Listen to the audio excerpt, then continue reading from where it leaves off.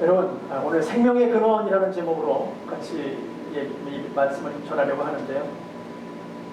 저와 여러분이 이 세상을 살아가면서 가장 큰 관심은 우리 어디에 두고 있을까요?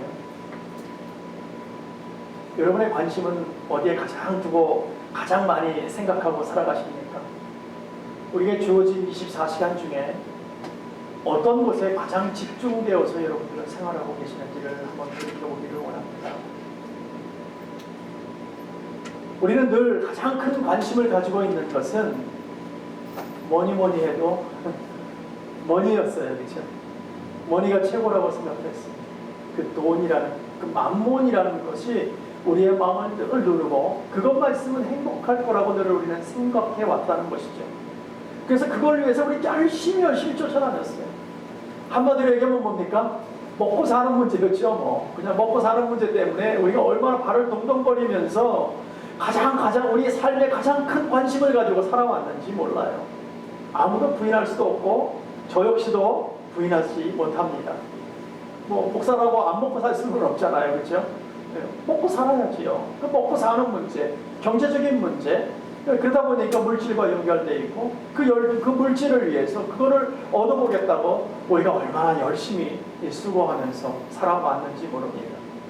그래서 이 물질의 문제, 또 먹고 사는 문제, 생활하는 문제를 따로 떨어서 이렇게 떼어서 우리가 생각할 수도 없고 늘 그 안에서 우리는 그 마음을 거기다 빼앗길 수밖에 없는 그런 삶을 우리는 늘 이렇게 살아왔습니다. 세상 어딜 가도 이 기본적인 문제가 해결되는 곳은 없습니다. 어디를 가도 이 문제 때문에 다 힘들어하고 어려워하고 또 노력들을 많이 하지요. 그래서 좀 세상의 것을 얻어보려고 얼마나 하루의 삶을 치열하게 사는지 모릅니다. 저와 여러분도 다르지 않습니다. 그러나 정말 우리에게 필요한 것이 있는데, 정말 하나님께 감사하면서 걸어갈 것이 있는데 우리는 그것을 잊어버리고 살기라는 거예요. 우리는 물질만 있으면 될 거라고 생각해서 열심히 살아왔지만 그거보다도 더 중요한 것이 있었는데 거기에는 무관심해버리고 말았다는 것입니다. 때로는 그 물질 때문에, 살아가는 환경 때문에, 생활 때문에 하나님께 열심히 수고하고 매달리고 금식까지 해보는데 사실은 하나님 안에서 우리가 정말 날마다 공유하고 있고 너무나 감사함을 우리가 지녀야 되는 것을 잊어버리고 하나님 앞에 감사하지 않았다는 것입니다. 우리가 감사하지 않고 살아갔던 것이 뭘까요? 여러분 뭐라고 생각하십니까? 저와 여러분에게 정말 꼭 필요한 거예요. 항상 있어야 되는 거예요. 근데 우리는 이걸 잊어버렸어요. 그게 뭘까요? 바로 우리가 숨쉬고 살아가는 공기입니다. 호흡입니다. 너무너무 중요한 거예요. 우리가 음식은 며칠 못 먹어도 우리가 살 수 있어요. 물을 며칠 못 먹어도 살 수 있습니다. 여러분 돈이 없다고 당장 죽지 않아요. 그러나 공기는요, 단 5분만 없으면 저와 여러분 이 세상 사람 아닙니다. 아무것도 아닌 존재로 돌아가 버려요. 너무너무 중요한데도 그 중요성을 우리가 깨닫지 못하고 있다는 것입니다. 물론 우리의 생명은 하나님께 달려 있습니다. 하나님께서 주장하시는 것이죠. 그러나 우리에게 가장 귀한 것을 허락하셨다면 호흡인 줄로 믿습니다. 이 호흡이에요.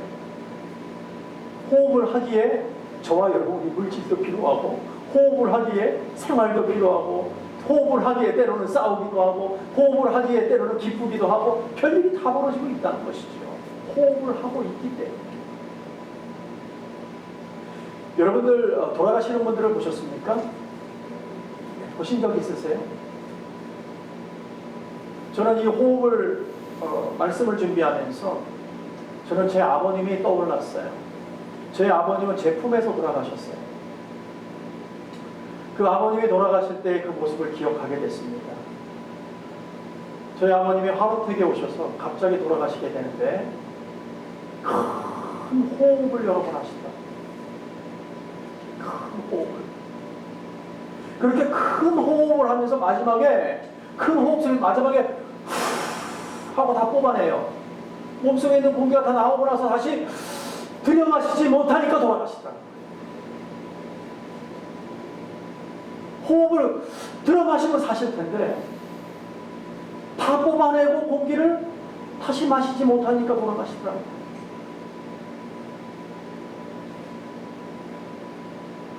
여러분, 하나님이 우리에게 허락하신 이 호흡 오늘 멈추게 하신다면 우리는 그 시간부터 끝장나는 거예요. 먹고 사는 문제는 아무것도 아니에요. 그거. 그때 가서 무슨 뭐가 문제가 있겠어요? 오늘 하나님께서 우리의 호흡을 멈추신다면 우리는 아무것도 아닌 존재가 되어버리는 거예요.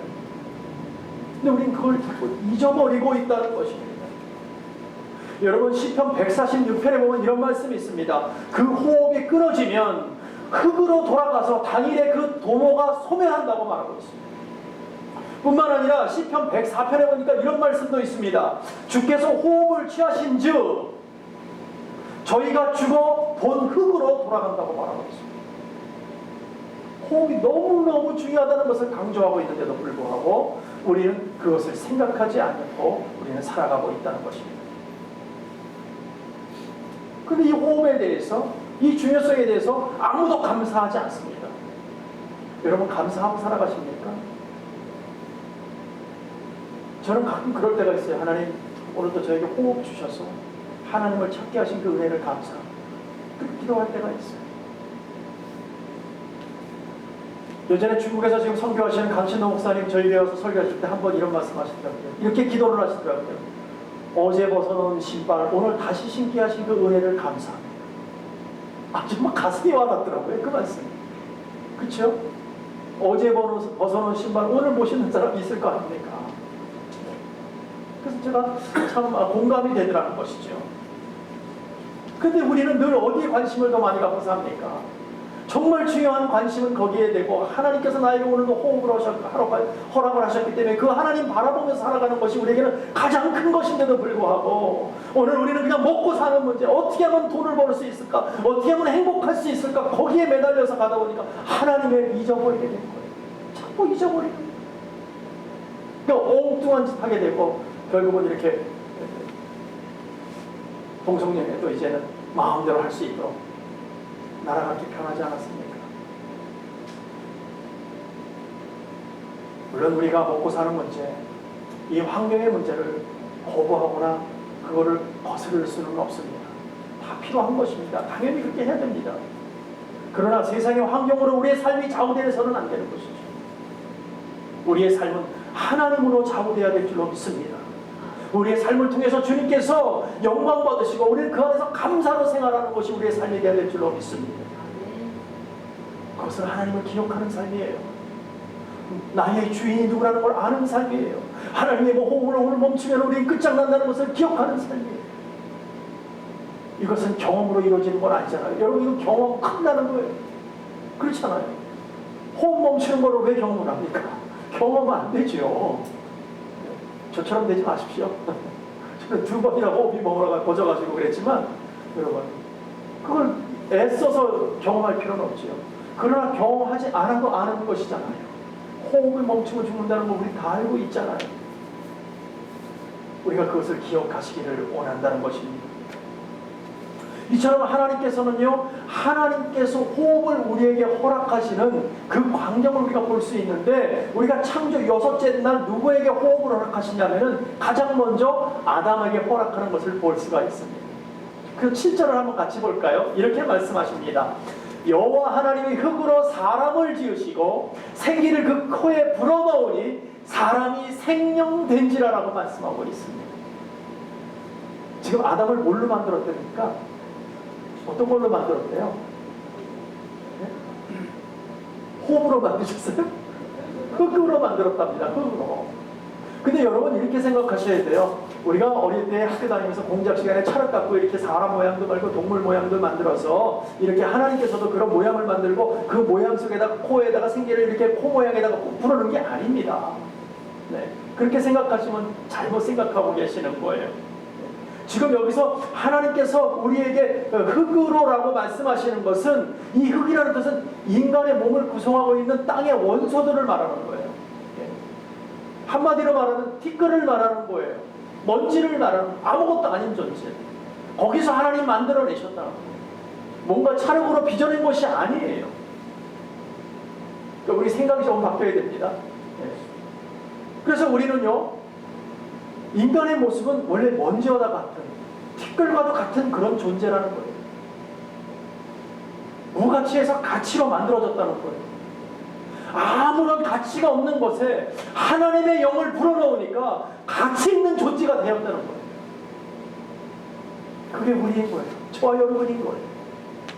하나님께서 그 코에 생기를 불어넣어주니까 루아차 하니까 그냥 사람이 생명됐다는 거예요. 사람이 만들어졌다는 거예요. 사람이 하나님의 형상으로 세움받게 되었다는 것입니다. 그러니까 호흡이 시작되니까 비로소 사람이 되고 생명이 시작된 것이에요. 생명. 물론 동물들도 여러분 생명을 허락받았습니다. 그러나 하나님께서 동물들을 지어놓고 호흡을 허락하셨다는 말을 어느 대목에도 하지 않고 있습니다. 동물하고 우리하고는 달라요.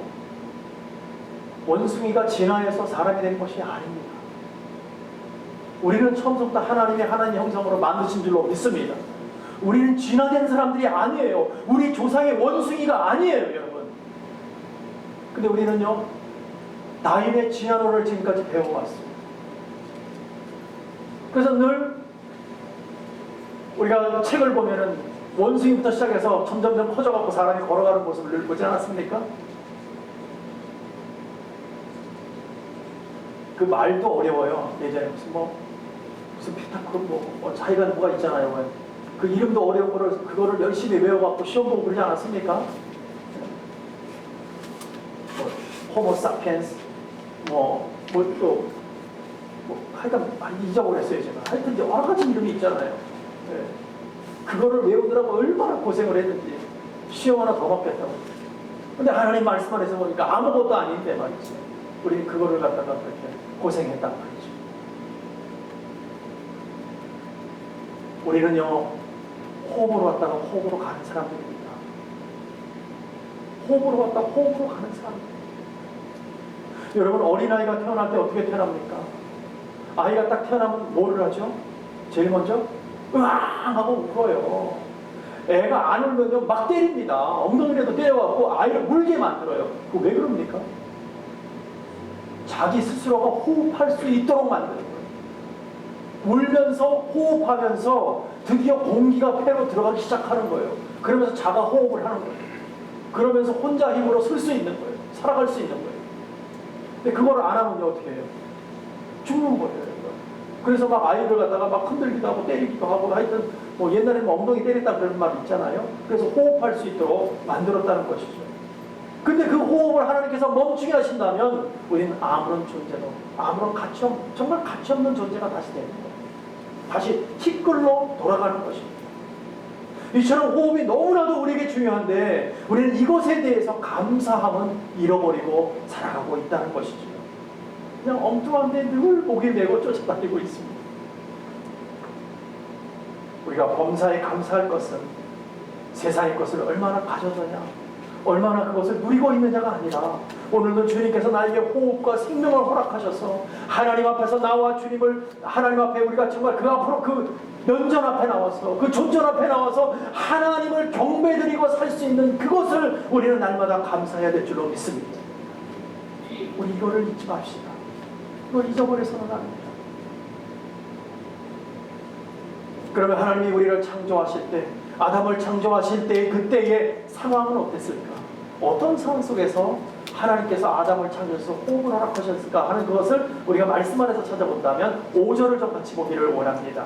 5절에서 이렇게 말씀하십니다. 여호와 하나님이 땅에 비를 내리지 아니하셨고 경작할 사람도 없으므로 들에는 초목이 아직 없었고 밭에는 채소가 나지 아니하였으며 안개만 땅에서 올라와 온 지면을 적셨더라 라고 말씀하고 있습니다.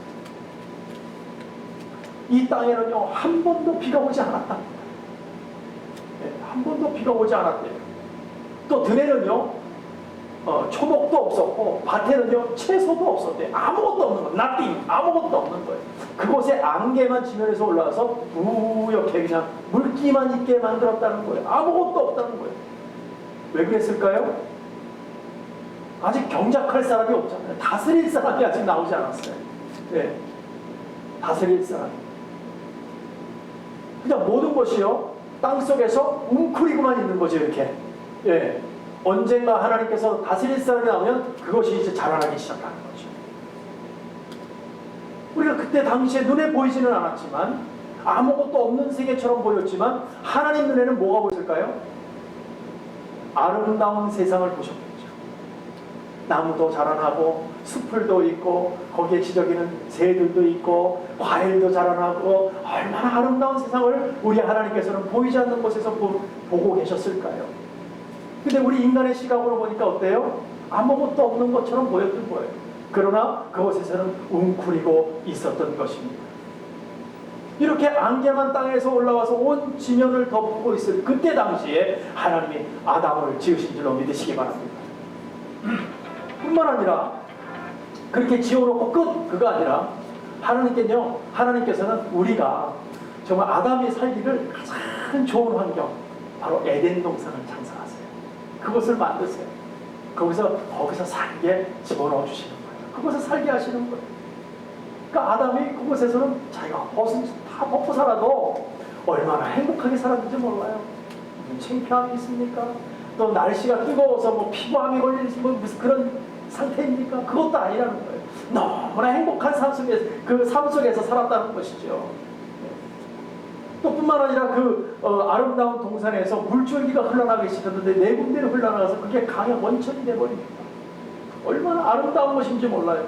그래서 지금도 많은 그런 역사학자들이 이 에덴 동산, 지상의 낙원을 한번 찾아보겠다고 그곳이 어디 있는가 지금도 찾고 다니고 있어요. 네. 여러분 발견한다고 무엇이 달라질까요? 그건 그렇게 중요한 게 아니에요, 여러분. 여러분, 에덴 동산을 찾는 것이 뭐가 그렇게 중요해요? 그건 그렇게 중요하지 않습니다. 왜냐하면 우리가 살고 있는 이곳, 그곳이 어디든지 하나님이 허락하시면 에덴 동산인 줄로 믿습니다. 아멘. 바로 그것이 하나님과 동행하는 삶 속에서 우리는 에덴 동산으로 살아가는 거예요. 아멘. 우리는 이거를 믿어야 되는 거예요. 과거에 아담이 살았던 그 에덴 동산을 찾을 이유가 없다는 것이죠. 저와 여러분이 오늘 하나님의 말씀 속에서 있는 이 공동체가 바로 에덴 동산인 줄로 믿습니다. 아멘. 왜요? 하나님이 함께 하시니까. 하나님이 말씀하시는 곳입니다. 아무리 척박한 땅이라도요, 하나님의 복음이 들어가면 어떻습니까? 그것이 빛이 비춰지고 그냥 그것이 바로 에덴 동산으로 바뀌어나가는 것을 볼 수 있잖아요. 사람들이 바뀌어나가잖아요. 예수를 찬양하잖아요. 하나님을 기억하잖아요. 그것이 에덴 동산인 거예요. 아름다운 에덴 동산을 하나님께서 만드시고 그 가운데 아담을 살 수 있도록 허락하셨어요. 그러고 나서 무엇을 하셨습니까? 거기서 다스리게 하셨습니다. 세상을 다스리게 우리에게 부탁하셨어요. 이때 처음 나무도 자라게 하고 들에 초목도 자라게 하고 과일도 열매를 맺고 아담이 먹는 건 또 어떻게 알았는지 과일을 따먹고 살잖아요. 네, 가르치지 않았는데 참 그냥 사람들은 잘 알아요. 참 사람은 신기한 것 같아요. 가르치지 않아도 다 이상하게 그렇게 잘 알더라고요. 네, 어릴 때 궁금증이 참 많았죠. 뭐라고 얘기는 못하는데 어른이 되니까 다 아는 것들 참 많잖아요. 그렇죠? 저절로 알게 되는 것. 네. 뭐 배워서 하는 건 아닌데 저절로 다 알더라는 것이죠. 학교를 한 번도 안 가봤는데 정글에 사는 이거 그냥 아무것도 없는 데에도 다 알고 살더라고요. 자식은 다 낳고 살고 참 신기하죠. 네. 이처럼 하나님께서는 우리 안에 하나님의 영으로 뭔가를 알게 하셨다는 것이죠. 네. 이때쯤 돼서 하나님께서 이렇게 명령하십니다. 우리 16절과 17절을 같이 보세요. 여호와 하나님이 그 사람에게 명하여 가라사대 동산 각종 나무의 실과는 내가 임의로 먹되 선악을 알게 하는 나무의 실과는 먹지 말라. 내가 먹는 날에는 정령 죽으리라 하시니라. 아멘. 먹으면 죽는답니다. 하나님께서는 먹고 사는 것을 알게 하셨어요. 그래서 과일도 따먹어요. 네. 아담한테 이렇게 말합니다. 아담아, 내가 너에게 모든 것을 위임했다. 다스리고 모든 것을 경작하고 모든 것 다 네 거다. 그러나 이것만큼은 네가 주인이 아니고 내가 주인이라는 것을 좀 알았으면 좋겠다. 그게 뭡니까? 선악과라는 거예요. 여러분, 선악과라는 것 자체가 중요한 게 아니에요. 하나님께서 말씀하시는 것을 여러분 많이 깊이 생각해 보십시오. 선악과라는 자체 때문에 아담이 그걸 먹고 나서 징계를 받는 게 아니에요. 하나님께서는 이 모든 주인은 내가 너한테 위임했지, 이 주인은 나라는 거예요. 나. 하나님이시라는 거예요. 그것을 늘 기억하라는 거예요. 무엇을 통해서? 선악과 뒤에, 선악과 너머에 계시는 하나님을 기억하라는 거예요. 선악과를 따먹었기 때문에 문제가 된 게 아니라는 거예요. 선악과도 과일 중에 하나였어요. 하나님께서 하나님을 기억하라는 거예요. 그러면서 하나님께 경고하시는 거예요. 이것만은 먹으면 안 된다. 왜? 이것을 먹으면 네가 나에게 도전하는 것이다라는 거예요. 네가 모든 것을 네가 다스린다고만 생각하는 것이다. 그러니까 하나쯤은, 한 개쯤은 그것을 통해서 나를 기억해라. 네가 주인은 아니다. 이것을 기억하라는 것이죠. 하지만 하나님은요, 아담에게 그렇게 말씀하시고 명령과 경고를 했는데도 불구하고 아담은 지키지 못합니다. 이때 하와는 아직 없어요. 아담에게 얘기했어요. 이거를 하와는 듣지 못했죠. 이제 앞으로 가면서 볼 텐데. 자, 오늘 말씀에서 보니까 뭐라 그래요? 아담에게 하나님께서 그걸 먹으면 너는 죽어. 죽어. 근데 문제는 뭐냐? 아담이 죽는다는 소리를 들었는데 죽는 게 뭔지를 몰랐다는 거예요. 그렇죠? 자신이 죽어봤어야 알죠. 아니, 자기 주변에서 죽는 사람을 한 번이라도 봤어야 알죠. 죽는 게 뭔지를. 몰랐어요. 이처럼요, 여러분, 역사라는 것은 참 중요한 것입니다. 우리는 역사를 통해서 때로는 시행착오와 삶의 지혜를 우리가 얻을 수 있잖아요. 그걸 배운단 말이죠. 근데 아담은요, 역사가 없이 시작을 했습니다. 또 무엇보다도 그가 없는 게 하나 더 있었어요. 뭘까요? 저와 여러분은 다 있는 건데 아담에게는 없었어요. 뭐가 없었을까요? 어머니가 없었습니다. 어머니가. 여러분, 어린 시절에 어머니 품에서 교육받는다는 것은 매우 중요한 것입니다. 한 아이의 인격을 형성해 나가는데 어머니는 지대한 그런 큰 영향력을 주는 거예요. 그런데 아담도 출발부터 다 큰 상태로 출발해버려요. 그러니까 어머니가 없잖아요. 배울 수가 없었어요. 어머니로부터 듣는 게 없었어요. 아무 경험도, 역사도, 교육도 받지 못했어요. 어머니로부터. 그러니까 실수하게 된 거예요.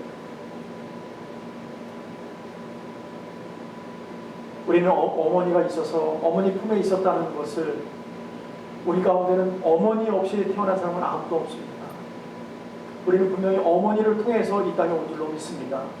그래서 어머니의 소중함, 또 어머니의 사명이 얼마나 큰지를 여러분 꼭 깨달으시길 바랍니다. 너무나 중차대한 거예요. 너무나 귀한 거예요. 그래서 역사의 위대한 인물 중에 어떤 사람을 봐도 언제나 두 여인이 있다고들 합니다. 어떤 여인일까요? 첫 번째는 어머니이고 두 번째는 아내가 있었답니다. 네. 그러니까 여자의 힘이 너무너무 큰 것 같아요. 남자는 힘만 세다고 이렇게 그러지만 사실 속이 없어요. 보면. 그래서 왜 단세포라 그러잖아요. 남자들 보고. 이처럼 위대한 인물을 만들어내는 것은 여인들이는 거예요. 어머니를 통해서, 아내를 통해서. 근데 천하의 악당 뒤에도 여전히 두 여인이 있는데 누구일까요? 여기도 여전히 어머니와 아내였다는 거예요. 이만큼 여성들이 미치는 영향이 너무너무 중요한 거예요. 한 인격이 세워져 나가는데 너무너무 중요합니다. 근데 요즘은 또 한 여인의 말을 더 잘 들어야 된다는 얘기가 있어요. 여러분 잘 모르시죠? 네. 어머니와 아내 말고 또 한 여인을, 그 여인의 말을 잘 들어야 우리가 좀 심신이 편한 그런 여인이 있는데 누구냐면 제니퍼라는 여인입니다. 잘 모르시죠? 제 아내 이름도 제니퍼인데 여러분 내비게이션을 틀고 다니십니까? 내비게이션에서 목소리 주인공이 제니퍼입니다. 이 여인의 말을 잘 들어야 우리가 가고자 하는 목적지에 잘 갈 수 있어요. 네. 그 여인의 말을 듣지 않고 내 멋대로 가면 목적지에 못 가는 거예요. 네. 일리가 있죠? 우리 남성분들, 여성의 우리 어머니 또 아내의 말을 잘 들어주시기 바랍니다. 또 어머니들은요, 무엇보다도 아내의 말을, 아내는 자녀들을 잘 다스려주기 바랍니다. 그럴 때에 아이들이요 큰 역할을 감당할 수 있어요. 이처럼 우리는 하나님의 형상으로 지음받은 사람들입니다. 하나님의 형상이라는 말은 다른 말로 하면 그 안에 뭐가 있냐면 거룩성과 도덕성이 그 안에 들어있다라는 거예요. 우리 심령 가운데 그걸 하나님이 심어놓으셨다는 거예요. 그래서 아무리 약한 사람일지라도요 그 마음속에는 그 깊은 속에 들어가면요 선함과 착함이 다 있습니다. 우리 교회에서도 제가 알기에는 육군교도소에서 근무했던 분이 계시는데 그분도 아마 옛날을 기억하면 그럴 거예요. 저 역시도 그런 사람을 참 많이 만나봤는데 여러분 살인자라고 이마에 썸치지 않았습니다. 그리고 아예 처음부터 이상한 사람들이라고 우리가 딱 색안경을 그 사람을 딱 놓고 보니까 그렇지 그걸 모르는 상태를 만나면 전혀 못 느낍니다. 예. 저는요 예전에 어떤 사람을 만났냐면 아들과 딸을 직접 죽인 그런 사람을 만났어요. 무엇 때문이냐면 첫 번째 아내하고 헤어지면서 그 아이를 미웠어요. 그런데 새로운 여자를 만남으로써 새로운 여자가 이 아이들을 싫어했던 거예요. 그래서 이 아이들 여자 때문에 두 아이를 죽인 아빠가 있었어요. 제가 그 사람을 만나게 됐습니다. 그런데 얼마나 선한지 몰라요. 도대체 진짜 이 사람이 그럴 수 있었을까? 믿어지지가 않을 정도예요. 그 사람이라는 것이 깊음 속에 들어가면 그 안에 거룩성과 도덕성이 다 있는 거예요. 착함이 다 있는 거예요. 1963년 10월 9일입니다. 새벽 2시였습니다. 제가 태어나기 한 해 전이었네요. 보니까 한 사람이 도끼를 들고 한 군인 사택으로 뛰어들어갑니다. 칠흑 같은 새벽이었습니다. 밤이었습니다. 새벽 2시였으니까. 그러고 난 후에 비명소리가 들리게 됩니다. 한 가족 6명이 다 도끼로 맞아 몰살되고 죽게 됩니다. 여러분들이 혹시 예전 분들이라면 기억하실지 모르겠는데요. 이 사건의 주인공 바로 고재봉이라는 사람입니다. 옛날에 계셨던 분들은 혹시 기억하실지 모르겠어요. 이 사람을 통해서 온 나라가 그 만행을 보고 얼마나 분노에 떨고 얼마나 마음에 상처들을 받았는지 모릅니다. 그는 잡혀서 끝내는 형장의 이슬로 사라져버리고 맙니다. 그러나요, 그가 형을 받고 사형 언도를 받고 교도소에서 수감하면서 그 사형 집행 날짜를 기다리면서 하루하루를 지내면서 살 때에 누구를 만나냐면 그 안에서 성경을 대한성서공회에서 나와가지고 성경책을 교도소에서 비치를 합니다. 그 비치하는 사람 중에 한 사람을 만나게 됩니다. 그리고 예수님을 소개받게 됩니다. 그리고 그가 성경을 읽게 되고요. 그러고 나서 인격적으로 하나님을 만나버리게 됩니다. 그러고 나니까는요 얼마나 자기 자신의 삶이 후회스러운지 거기서 울면서 불면서 하나님께 회개하면서 하나님만 찾고 부르짖고 나아갑니다. 하나님의 말씀을 늘 묵상하고 하나님의 말씀을 가슴에 품고 살아가고 있습니다. 그러면서 그가 형장의 이슬로 살아가기 전까지 그 안에서 무려 1800명의 제수자들을 하나님의 복음을 증거합니다. 한 사람 한 사람 만나면서 하나님의 복음을 증거합니다. 하나님은 살아계시다. 나는 내가 그거를 몰랐기에 지금 이 자리에 있지만 너희는 그러고 나니 하나님이 살아계시다고 1800명에게 무려 하나님의 복음을 증거하다가 그는 짧은 삶을 마감하고 맙니다. 그가 사형을 언도받는 그 집행날에 그 자리에 딱 서게 됩니다. 그 자리에서 이는 거기에 있는 자기를 집행하는 모든 집행관들을 위해서 기도합니다. 그러고 나서 요한복음 3장 16절을 외웁니다. 그러고 나서 현장에 이슬로 사라집니다. 비록 하나님의 형상으로 지음받은 우리가 한때 잘못할 수도 있습니다. 우리는 꼭 사람을 죽여야만 잘못한 것입니까? 여러분의 삶 속에서 수없이 사람을 우리는 미움으로 마음으로 죽인 적이 얼마나 많습니까? 하나님의 형상을 잊어버릴 때가 얼마나 많았습니까? 그러나 우리가 믿음 안에서 하나님을 발견하고 우리가 믿음 안에서 믿음 안에서 하나님의 영광을 위해서 우리가 돌이키지 않았습니까? 정말 믿음 안에서 우리 마음을 성결하게 하나님께 올려드리려고 얼마나 애쓰고 노력하고 있습니다. 오늘 우리가 그것을 기억했으면 좋겠어요. 다시금 하나님께로 터닝했으면 좋겠어요. 오늘 하나님의 살아계심을 깨닫고 하나님 앞에 나왔으면 좋겠어요. 왜요? 하나님 우리 심령 가운데 거룩하게 하나님의 영을 부어주셨기 때문에. 그래서 사도 바울도 에베소서 4장에서 이렇게 말씀하십니다. 하나님을 따라 의와 진리의 거룩함으로 지으심을 받은 새 사람을 입으라고 말하고 있습니다. 뿐만 아니라 골로새서 3장에서 이렇게 얘기합니다. 새 사람을 입었으니 이는 자기를 창조하신 자의 형상을 쫓아 지식에까지 새롭게 하심을 받으라고 말하고 있습니다. 완전히 새로워지라는 거예요. 무엇으로요? 하나님의 영으로 새로워져. 이처럼 창조하신 자의 형상, 그 거룩한 거룩성이 우리 마음 가운데 있는 줄로 믿으시기 바랍니다. 사랑하는 성도 여러분, 종교개혁자인 칼빈이요 이렇게 말을 합니다. 자기 자신을 알지 못하면 하나님을 알 수가 없다라고 말하고 있습니다.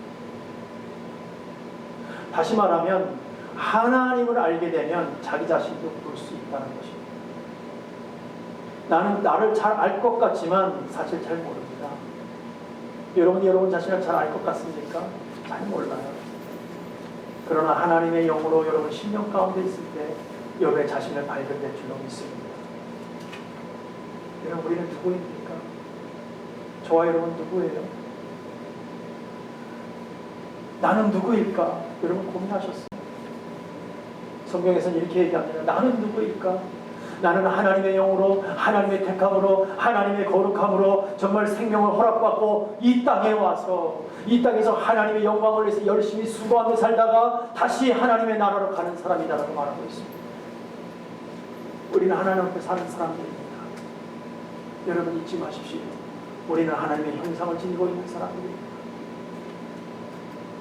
우리는 오직 하나님만 경외하고 하나님께 영광을 돌려야 되는 거예요. 우리는 어떤 존재입니까? 우리는 정말 비천하고 연약한 존재입니다. 하나님의 은혜가 아니고서는 하나님의 말씀 아니고서는 하나님의 영이 아니고서는 하루도 살아갈 수 없는 그런 존재들입니다. 오늘 하나님께서 우리에게 너무 귀하다, 너무 이쁘다, 내 사람들아, 내 새끼들아 라고 말하고 있잖아요. 근데 우리는 그걸 잊어버리고 살고 있어요. 오늘 하나님 스톱! 그러면 끝인데 우리는 그걸 잊어버리고 살고 있어요. 더 늦기 전에 하나님 앞에 돌아오십시오. 더 늦기 전에 하나님의 부르심을 인지하시기 바랍니다. 하나님 스톱시키면요 우리는 다시 티끌로 돌아갈 수밖에 없는 그런 존재입니다. 우리는 하나님의 말씀 안에 늘 순종하면서 온 천하하고도 바꿀 수 없는 그 하나님의 영을 우리 심령 가운데 품게 됐잖아요.